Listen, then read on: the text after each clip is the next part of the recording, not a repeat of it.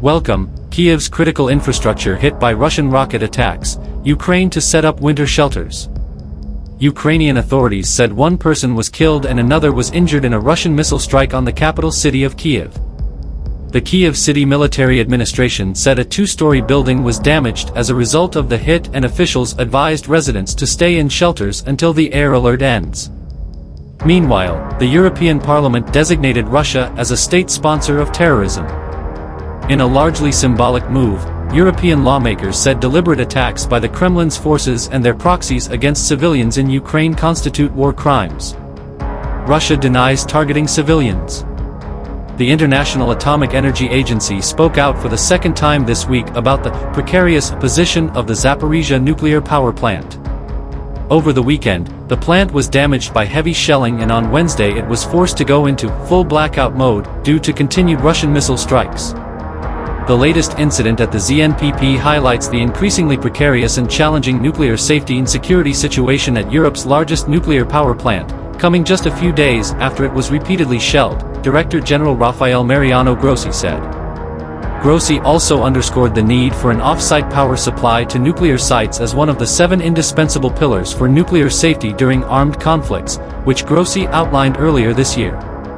The plant is currently operating as if off-site power has been lost, relying on diesel generators. Reactors need power for cooling and other essential nuclear safety and security functions also when they are in shutdown mode and do not produce electricity anymore, the IAEA said in a statement. In the case of an external power loss, they have emergency diesel generators that can provide backup electricity for a limited period of time, at least for 10 days in the case of the ZNPP. Grossi met a Russian delegation led by the Alexei Likachev, Director General of the Russian Nuclear Agency, Rosatom, in Istanbul earlier on Wednesday.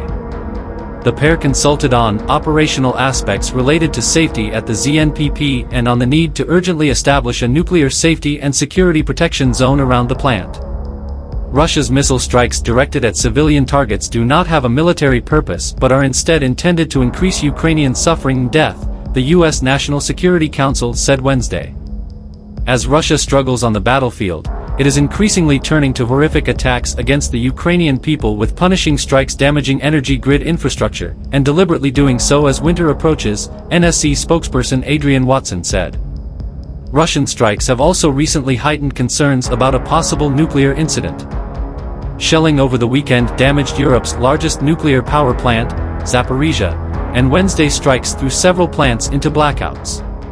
It also shows Russia is willing to increase the risk of a nuclear safety incident that could not only further harm Ukraine, but affect the entire region as well, Watson said. The NSC statement comes on the heels of U.S. President